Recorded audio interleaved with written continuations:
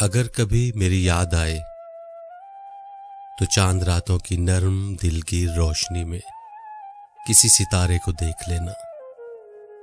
अगर वो नखले फलक से उड़कर तुम्हारे कदमों में आ गिरे तो ये जान लेना वो इस्तारा था मेरे दिल का।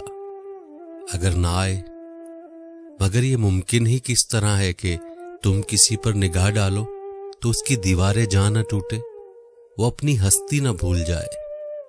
अगर कभी मेरी याद आए, गुरेज करती हवा की लहरों पे हाथ रखना, मैं खुशबुओं में तुम्हें मिलूंगा। मुझे गुलाबों की पत्तियों में तलाश करना, मैं औस कतरों के आईनों में तुम्हें मिलूंगा। अगर सितारों में, औस कतरों में, खुशबुओं में न पाओ मुझको तो अपने कदमों में देख लेना, मैं गर्द होती मुसाफतों में तुम्हें मिलूंगा। कहीं पे रोशन चिराग देखो तो जान लेना कि हर पतंगे के साथ मैं भी बिखर चुका हूं।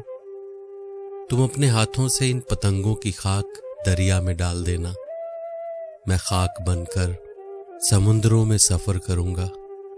किसी ना देखे हुए जजीरे पे रुक के तुमको सदाएं दूंगा। समंदरों के सफर पे निकलो तो उस जजीरे पे भी उतरना,